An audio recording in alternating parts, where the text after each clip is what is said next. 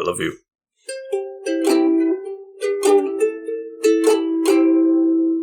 Gentlefolk, ladies and men, we're glad to have you here again. So please, won't you come on in and sit with us here on the couch? I am the Green Traveler from Gorsh. I don't know if you can hear this. You probably can't hear it, but it's little tiny claps. Little tiny claps. Little tiny claps. I got an intro. Yeah. If you guys like it, we'll keep it. I am the Faceless Leon. He of no face, as so says the title. This is a podcast about movies and TV, known as Green Faces on the Couch. Thanks for joining us. So happy to have you here. Yeah, I thought of that this morning while I was painting. I was just like, oh, yeah, that would be a nice little introduction.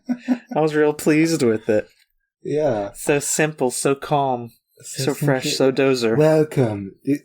Sit back, relax, and let us bullshit about movies to you. Yes. Come on, sit on a cushy little couch, please. The cushions won't eat you. That's only in the short story I wrote. Yeah, but what's not calm, what's not cushy, what's not fresh and dozer are the films we're talking today. We're talking some action-packed thrillers, baby. We're having a little genre Smackdown. Genre Smackdown. Boom, boom, boom. Yeah, we're pitting a slightly older film, about 4 or 5 years ago, Atomic Blonde versus a new release, Gunpowder Milkshake, Netflix original movie. How pow, exciting. pow, slurp, slurp. Slurp, slurp. And it's got Karen Gillan from Doctor Who. Hello, call out. There we go. Oh, and technically, Atomic Blonde has Toby Jones, who's also in Doctor Who. So. Yeah. So both films hit my nerdism. But we're going to talk Atomic Blonde first. Recently, we have already talked about David Leitch. He is the director of Atomic Blonde. I can't remember what film we talked about just very recently. Yeah, it was very recently. Yeah, it was another fighter film, wasn't it? Oh, was it Space Jam? No, he didn't do Space Jam. I can't remember what it was. It doesn't matter. He's the director of Atomic Blonde today. We have bad memories about the films we watch. Yeah, when you improv for like 40 minutes about it, you kind of just like put it out of your memory. It's like, all right, we're done. All right, we're done with that one. Let's move on to the next one.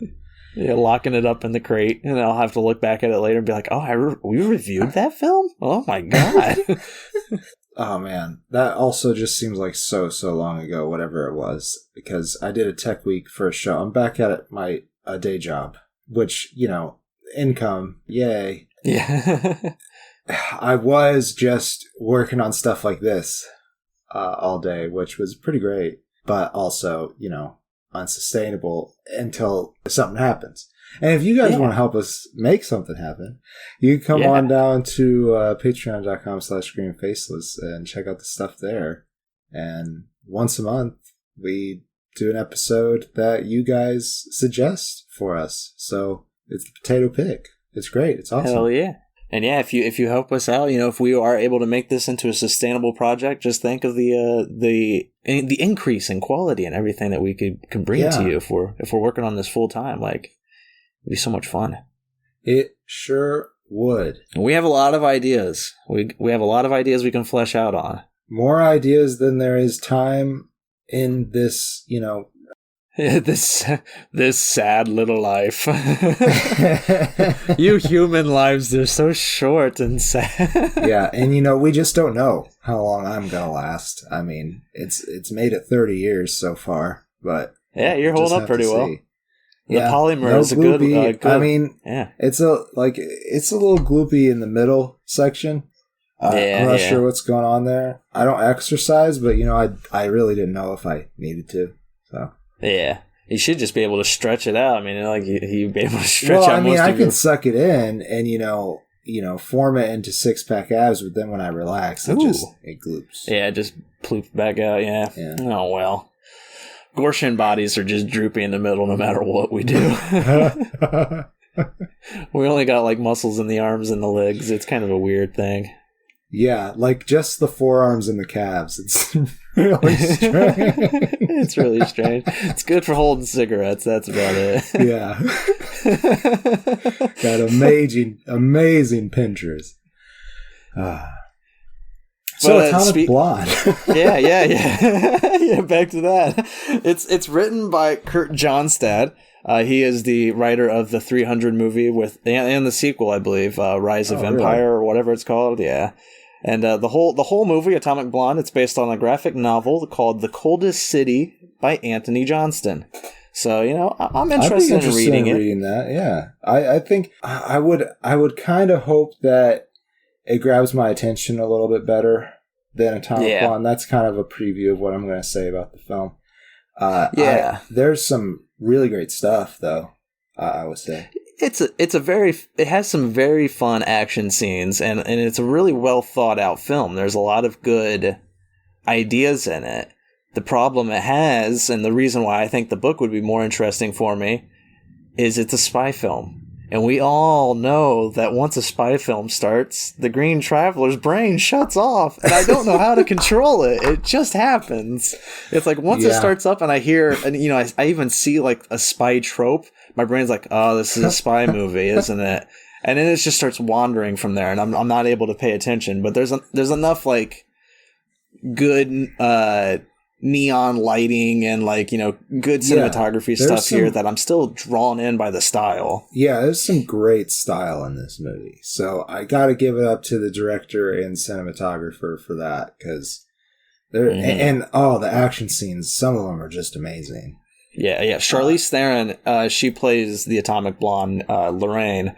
She is incredible. Yeah, she is incredible in this film. Like, she's a great action lead. Yeah, she is. And, we've talked about her just recently in The Fate of the Furious, and we didn't necessarily like that character, but I don't think she did a bad job. I think she did fine. I gotta tell you, I said, but yeah, I gotta tell you, I just watched F9. She's in it still, so prepare yourself. They're gonna okay. They bring Cypher back. All right, they bring Cypher back. So spoilers for secret review of F9. I do like her character a little more in it. So we'll get there. We'll talk about it someday. And this actually might come out after. No. This comes out before. This comes out right before. Next Monday. Right before. Yeah, preview for Monday's episode. Yeah. But she's amazing here, and they do some. There's this one action scene that's mostly on in a stairway. Yeah, but it's all one take. It's all awesome. One long shot, and it was so good. And it reminded me of one of my favorite movies, Children of Men. I think Children of Men. Yeah, that has that long shot. Like 7 minutes. I can't remember the director of that. If it's Alfonso Cuarón or Alejandro. What's his name? The guy who did Revenant. Might be right, except for that you didn't say his full name. I can never remember his full name. I can always remember because I watched I was introduced to both of them at the exact same time, like literally the very next day, and I always confused them because one's name is Alejandro, and the other one's name is Alphonse, so my brain stores them in the exact same space because it's Al. Yeah, so it's just like, damn it. Trust me, I definitely get that. So you're talking about, for that movie, you're talking about the car scene. Yeah. The very amazing car scene. It's so good.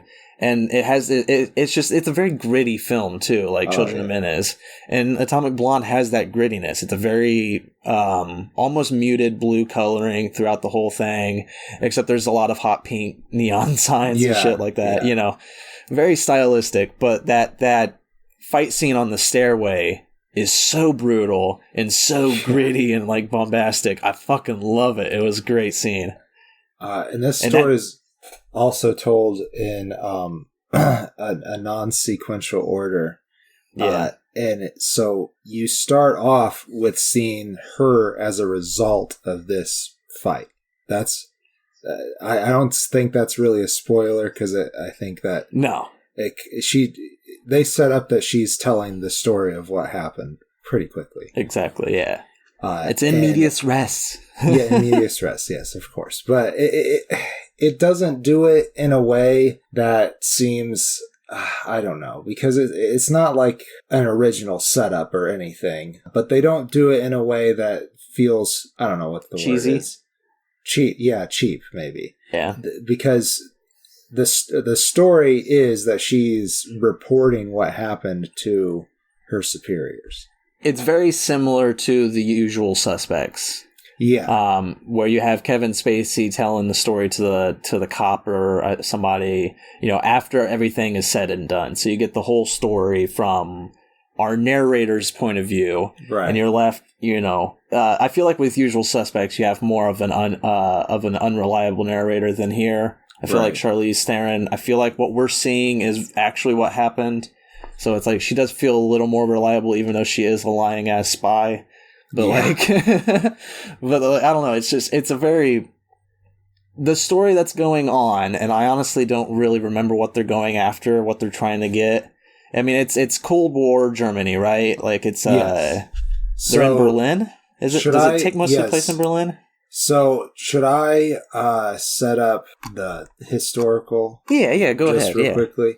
So after World War II, the Allies, including Russia, split Germany into sections. All of the Allies kind of had a little bit of a chunk, but most of the Allies' chunk merged into one country commonly called West Germany, known as the Federal Republic of Germany. And the East was under communist rule, very much controlled by Russia, and was called the German Democratic Republic. They also decided, and this is the dum-dum part, I think, they also decided that they would take Berlin, which was situated pretty much smack dab in the middle of East Germany, and split that in its governments. Let half of it be free commerce, free religion, whatever. So basically, there's this giant wall around Western Berlin as to keep the East Berliners from enjoying it, I guess. So this is kind of right also before they decide to take that wall down. And I don't know if they merged both the countries right away at this point, but eventually today, Germany is one whole country. But this is like, this takes place like the night of the wall falling, or the couple of days going towards it. And that is the historical context of this film. It's a very, very interesting period of time. I think when we were young and in school, it was still very recent, so it wasn't as well taught. Yeah, there wasn't many. There was like a chapter in the school textbook about it, I think. I don't really remember. I wasn't really in school too much. The most important part they wanted to convey to us was I don't remember the exact phrasing they used for it, but the United States at some point took a bunch of supplies to West Berlin because the Soviets weren't allowing supplies to come in. And it was like they flew in their airspace and parachuted supplies into the city. And so, they wanted us to know about that because it was America, good job, boys. Yeah, see, I don't remember that. I feel like my school mainly just had like one lesson on it, and it was Ronald Reagan saying, "Mr. Gorbachev, tear down that wall," and then immediately the wall was torn down, and Ronald Reagan was a hero. That was my school's way of teaching. They were very gung ho about the conservative era of America. Yeah, they were. No comment. But the Atomic Blonde story, it takes place during that era, and Charlize Theron is a spy for, I believe, MI6. Yes. One of the, she's fighting for that group, and she is relaying the story to her. I don't know if Toby Jones is her superior, but he is somebody in the.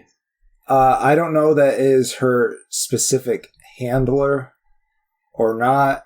But she does report to him. He's the one who sent her in. Yeah, and she is also reporting to John Goodman, who is also there. He is part of the CIA, the American spy agency named CIA.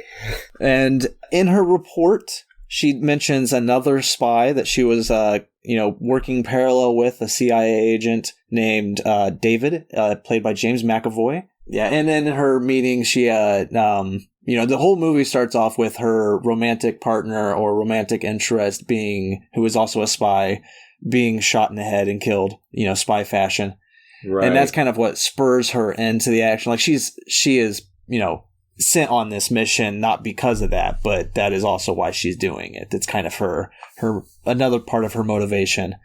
And in her trials, she begins a romantic relationship with, I don't know if Delphine was a spy, but she is another. Yes, she is a French spy. Yeah, played by the new mummy, Sophia Boutella. I don't think she's going to be the mummy any longer, but I don't really remember the mummy, but I do remember her role in this. Like, she is great in this. She's a lot of fun. I think she is great in this. She's from, she was born in Algeria and raised in France. And I think she is pretty interesting. I can't say that I recognize her from anything else, but she does have an extensive page on IMDb. I just don't recall if I've seen any of the things that she's in. Yeah, and I don't think this film utilizes her as well as it does like Charlize Theron or James McAvoy. Oh, sure. I do think she has like a part that could have been a little more enhanced, but what they do with her is fun. She's a really unique. How she helps Charlize develop is interesting. Right, like, she's kind of a naive character. Like she got into this line of work because she wanted some adventure. And Lorraine, Charlize's character, that kind of mirrors how just calculated she is. Right. And it kind of like rubs on her a little bit. Like she's like, okay, maybe I do take this too casually or something. Like she takes it seriously. It doesn't affect her on an emotional level, and it very much affects Delphine on an emotional level.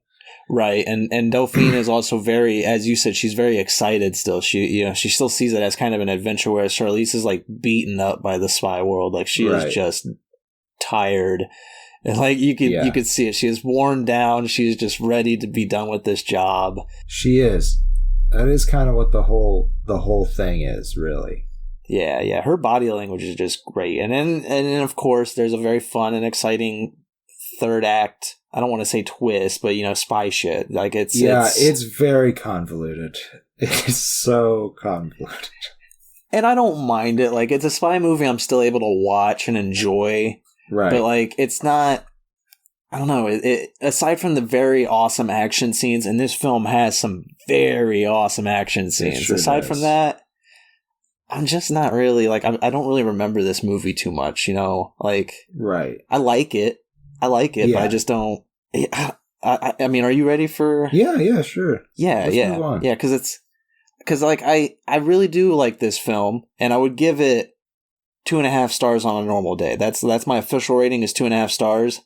But that stairway fight scene is a 0.5 star alone, so it right here I will give it 3 stars. Like that fight scene just rocks my fucking boat. It's so amazing. I appreciate that. Yeah, I was really impressed by that too.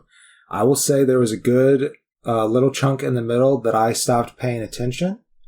Right. And I don't know if it is shameful for me to say, but I did pick up attention when Delphine and Lorraine started making out. That is when I tuned back in.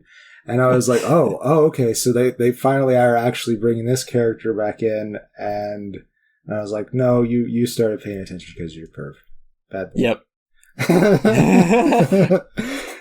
No, I do also, I forgot there is a criticism I do have that I wanted to toss in at the end here. Their music choices. They really just went for the 80s best of playlist, like the, now 80s. Like it pisses me off. Like if you're going to have a good, unique soundtrack, if you want your soundtrack to fit your film, it's got to be like, Edgar Wright's Baby Driver. Like those weren't like big epic hits. They were big bands and like music that most people probably wouldn't put on from those bands. but they fit the action scene so fucking perfectly. It's like the action scene was like engineered, crafted around these songs. I still have not seen that movie. Oh man, we have to watch that sometime. That is a beautiful movie. But the action here, I mean, not the action, the soundtrack here, it literally is just like, what was popular of the 80s? Oh, 99 Luft balloons. Yeah, we're in Germany, of course. Yeah, whoo, this is fun. Like, it just seems like it's the low-hanging fruit of like, what can we put in for this action scene? They're good music, like it's a great soundtrack, but brings the movie down because it just seems like it's kind of just like trying to play for the hits, like trying to get its money's worth. You know what would have been an interesting thing to do is to only play hits from 89. That would have been interesting. They might have. I honestly don't know. They could have done that. Yeah, they could have. Or at least music from 89. Or maybe even music that came out like right after the wall fell. Like so that it was about the wall. That would have been an interesting choice. But anyways, I wasn't on the project, so they don't get my great ideas. I would say, yeah, it's a spy movie, so maybe it's not my place really to judge either if it is not worth your time because I stopped paying attention. I don't think I'll return to this movie, that's what I'll say, but there was some pretty cool stuff. I think the ending is stupid. I really do. I mean, the first twist, I was like, oh, okay, sure, and then it just kept on going. So if they end it after the report, I think it's fine. I thought that they already kind of told the story, but because that ends, as you said, that ends the story. But like the twist of it, to get their money's worth, to make it feel like it was a much better film, it had to go on and do a Usual Suspects, furthering on. And like, I agree with you. I don't like that bit. Although I love John Goodman in that bit. Sure. I feel like we have alluded to the point where we might have ruined it, but I do think it's worth watching once, especially if you like Charlize Theron. She's great in it, and there's great acting. There's definitely a lot of sexualization, which I am sitting here and preaching against it. It's not that I don't enjoy it; it's that I just feel like it's exploitative. You know what I'm saying? And yeah, so I don't know where to go with that, because obviously if the actors involved are all consenting to it, then maybe it should be fine. I just think that your film doesn't need it. Yeah, are you specifically talking Sophia Boutella and Charlize Theron?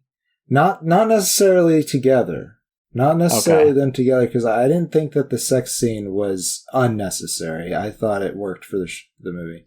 Yeah, I thought that fit her character pretty well, because it helps develop her character towards where she needs to get to the end. Because like I thought that worked, but that worked. But there are a lot of scenes with Charlize, a lot of scenes. Yeah, like where she's just naked in a bathtub. Right. Yeah. Which I think the bathtub one could be deemed necessary.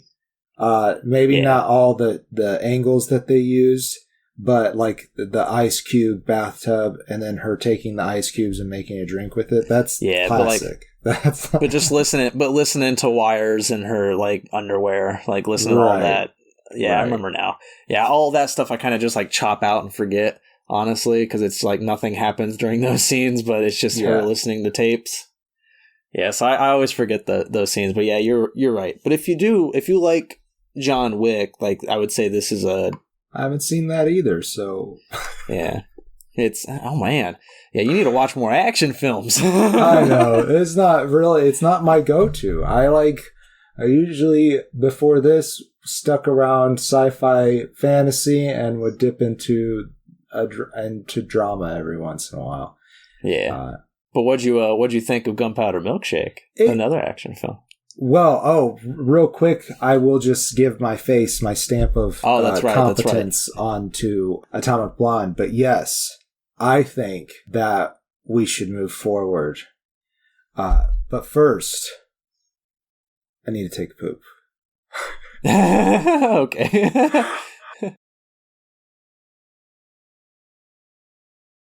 So are we back? I think so, yeah. I think Are we back? I mean, we can you can take a minute if you want. No, we're back. We're back. Okay, hey, we're back. Hey, Gunpowder Milkshake time. Gunpowder Milkshake.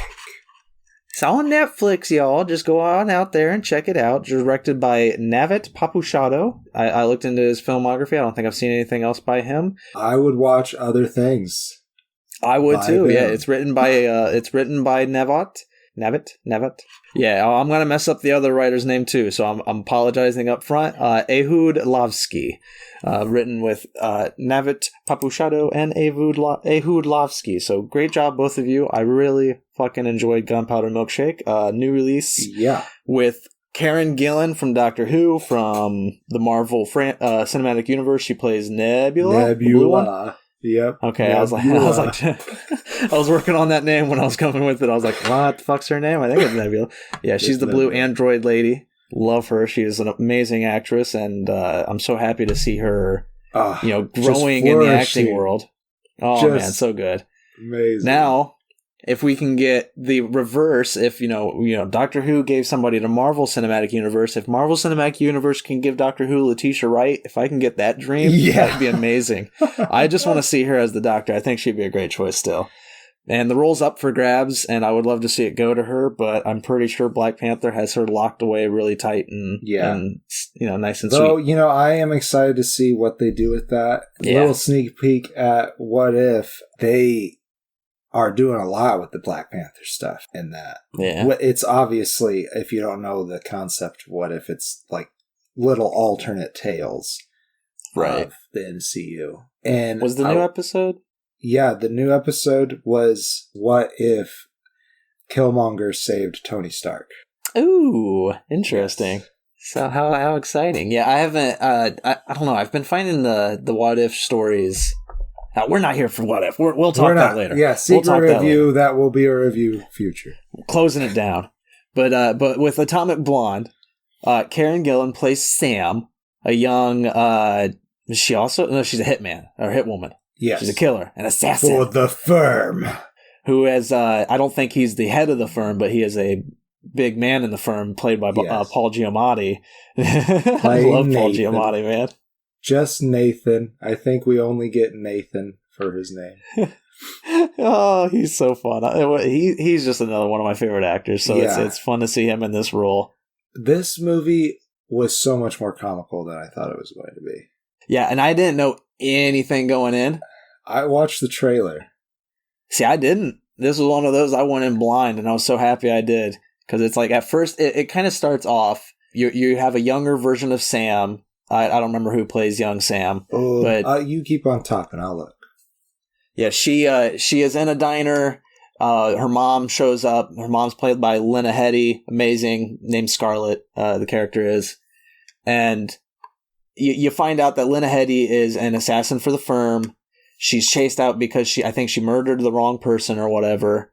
She's supposed to be like assassinated, like the firm's coming to get her. Or I don't think it's the firm coming to get her, but somebody's coming to kill her. Right. And so she has to run away. And she leaves her daughter Sam. Sam's probably like, I can't remember if she was like 16 years old. She's young. She's young. Young Sam was played by Freya Allen, who I thought also did a very good job for her short role. Young Sam and early movie Karen Gillan, so regular Sam, their acting is just a little kind of melancholy. It's like one note. It's very noir in the beginning. Yes, yeah.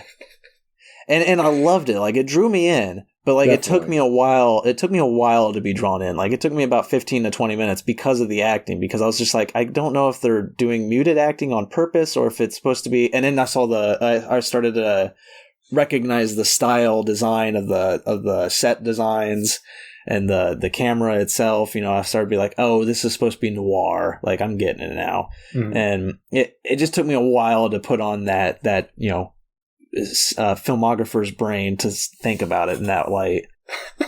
But once I did, I was totally invested and having a fucking blast. Oh, like 100%.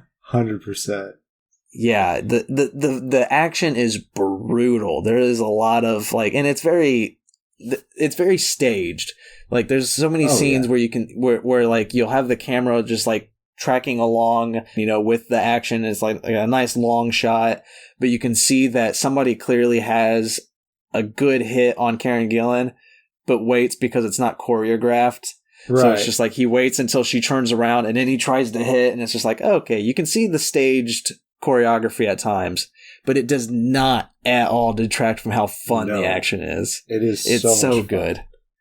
So over the top, so crazy fun. And then in the end, you get a massive army of just useless henchmen that we can just toss out of situation, all going up against these 5 super awesome female assassins. It is just a great time at the end. When you get to that third act, I am just fucking rolling with it. It was so fun. The acting's just so good all around. It really surprised me. I mean, usually that you feel like maybe there's somebody who's lagging behind, but they all played so well together, and it seemed like everybody was having so much fun. I absolutely am in love with this movie. I really am. And did you already mention Lena Headey? Yeah, I mentioned Lena Headey, but we didn't mention the other female assassins. There's Michelle Yeoh, who plays Florence. I really loved her. She has a lot of fun scenes. Madeline, who is played by Carla Gugino. And Anna Mae, played by Angela Bassett. Angela Bassett. Angela Bassett, for sure. God, she is so killer in this. Did we see Carla Gugino was she in? I don't know. I just felt like we watched something with her recently, but I think I was thinking of Rachel Weisz. I think she looks like a Rachel Weisz. Maybe not. Maybe just cut this out. She definitely does look like a Rachel Weisz. I don't remember her name, but it's very possible, given what we talked about earlier in this podcast, that we have talked about her very recently and just forgotten about her. You can't forget about her here, though, because Madeline is a lot of fun. Yes, she is. All 3 of them, the ants, they call them the ants. All 3 of them are very fun, and they run a library together. Oh, and that library, it's so much... It's beautiful. I love it. It's just like, you need this author, and they hand you a book with the title on it, and you open it up, and there's a new gun inside, and it's just like, what fun surprise is going to pop out of this book next? And it's so ridiculous because, you'll find all matter of sorts and bobbins in these fucking books. Go check the self-help section. You got knives, you got guns, you got grenades, everything's in these fucking books. It's so good.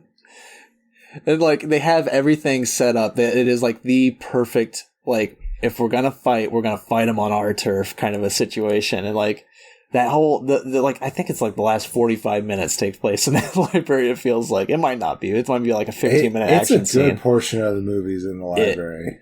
It feels like it's the whole fucking thing. And everything leading up to it's a lot of fun. There's a crazy, awesome action scene in a bowling alley where she just wrecks 4 other assassins that she has worked with in the past. Right. And, oh my God.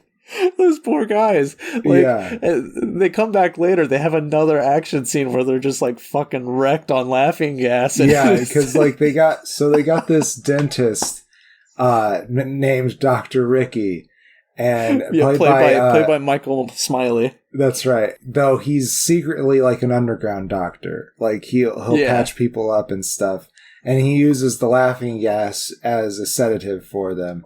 And for himself. For himself as well. There's a line where he comes in and all these I think there's 3 of them. There might have been 4. But they're high as hell on the laughing gas.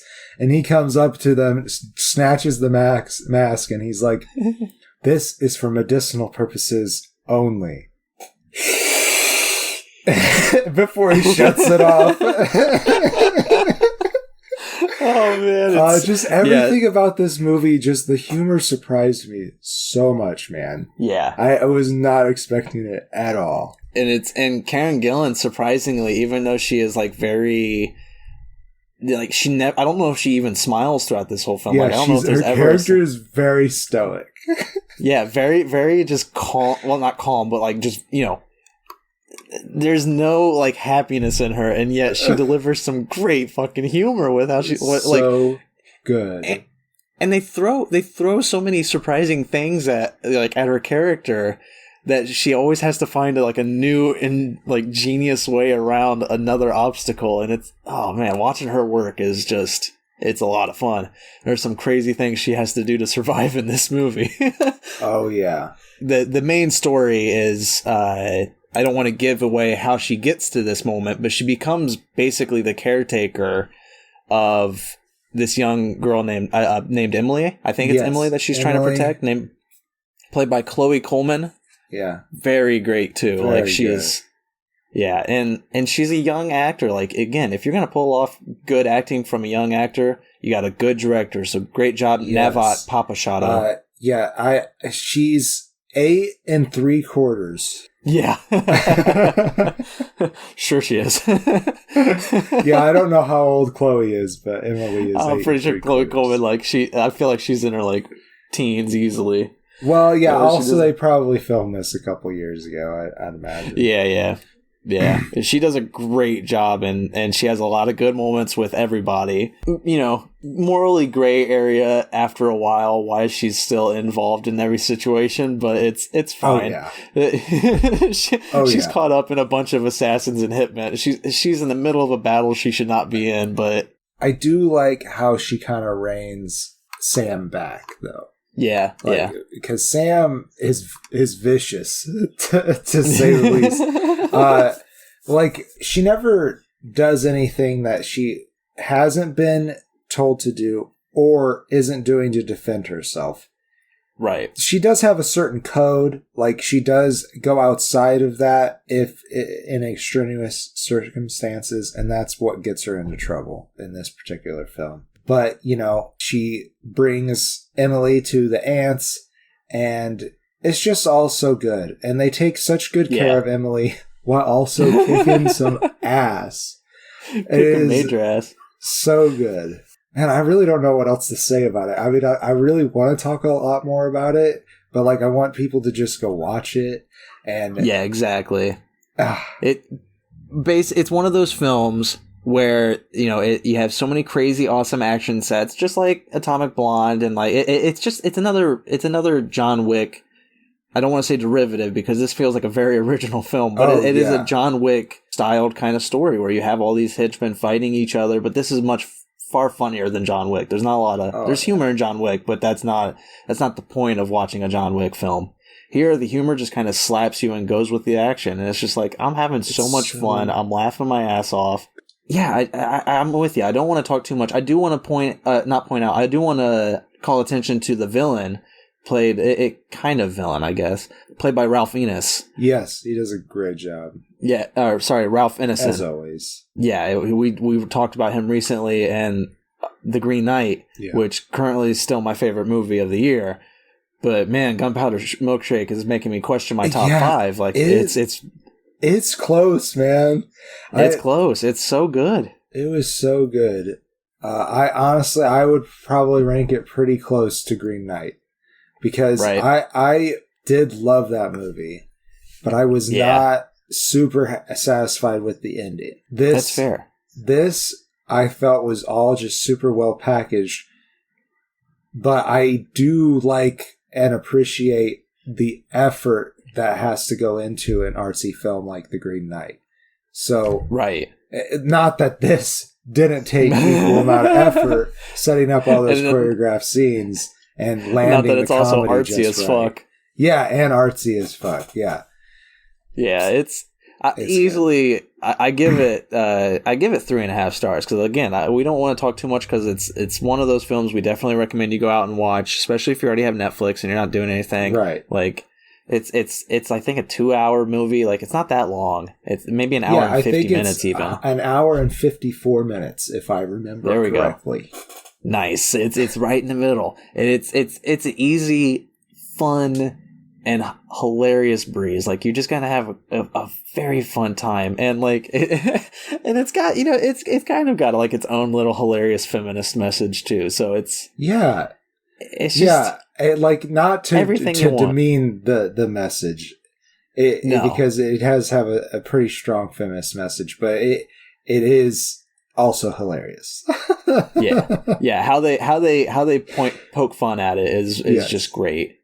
And it's one of those films where it's, a lot of people are, if you shit on the new Ghostbusters, it's like, oh, you're a sexist. And it's just like, no, that's just a bad movie. It was I didn't even have to watch it to know it was a bad movie. Yeah. I'm sorry. I mean, no, that's not how I usually take things. But the trailer alone, man, really turned me off of it. Why would I want to go see it? And it's like, it has nothing to do with the lead actors. They did a good job. It's just bad script. Feels like the producers had their hands all in that shit. This one feels like it's all creator. Netflix is just like, hey, Nava, go to fucking town. And he did. Or she did. At least their picture looks like a he. They did great. Okay. They did great. I'm going to go ahead and jump into my closing statement since you kind of did yours. I liked it so much. Definitely face and a half. I've been wanting to watch this for a long time, but I did not know that it was going to hit me so good. It really did. I will watch this again, and if not again and again. And just another reason why I tell people, I think one trailer is good. If you watch one trailer, that's fine. But it's a reason not to watch trailers because, again, I went in blind. Right. And I think in doing so, with no expectations at all, I was just like, I'm just going to sit down and watch this film. It blew me the fuck away. It was so much fun. I feel like if I might have had expectations, I might have been in there like, all right, when's this going to happen? Or what's, shit that I've seen in the trailer is going to be hanging over my head. I wouldn't have had as much fun as I did. Yeah. And I was just watching this, and it's like, with no idea of what was going to happen, some of the shit that they threw at Karen Gillan's character, I just wasn't expecting them to do in an action film. So I'm just like, yeah, this is crazy awesome. We're going to have a fight scene like this. Yeah, I gotta say, nobody told me about this movie. I just saw it on Netflix. I don't know why people aren't talking about this movie. People need to see this. Right, exactly. People need to talk about this film. Yeah. 100% agree. It easily wins the genre Smackdown. 100%. No contest. Job. And I think that it was honestly a good pair, too. Even though this one had a lot more comical elements. And if I could give, and I guess I could, I mean, it's our show. If I had a reward in my hand for best comedy of the year, I'd give it to this.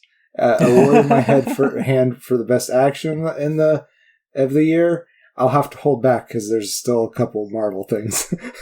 Right. But it was awesome. Yeah. All around, like, as you said, surprised people aren't talking about this. Like, I immediately went to work and was just like, told the people I knew watched action films, I'm like, you should probably go check this film out. It's on Netflix. It's a lot of fun. It's great. It's great. Just whoop. And then, just add the little caveat, and it's just like, just so you know, it does start off as a neo-noir. So, right. Let that work its way into you for a few seconds. Yeah, it shifts so quick. Like so at the very beginning, there's these three characters. I think it's three, maybe it's four, but they're wearing monster masks, and they're set up to be the big bad, and then they do something right after that I was like, this could have been the end of the movie. What's going to happen in this movie? Right, we still got an hour left. Well crafted. Thank you, filmmakers. Thank you, everybody involved. Go check this film out, everybody.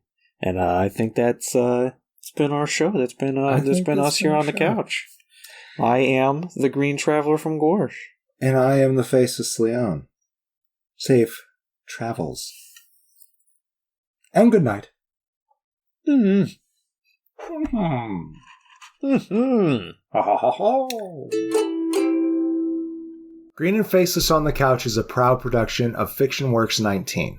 If you like the show, please show your support by rating and reviewing us on Apple Podcasts.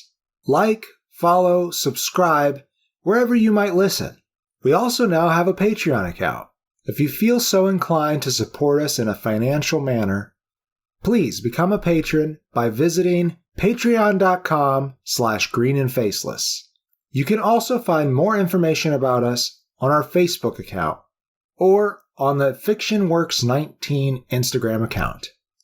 Thank you so much for listening.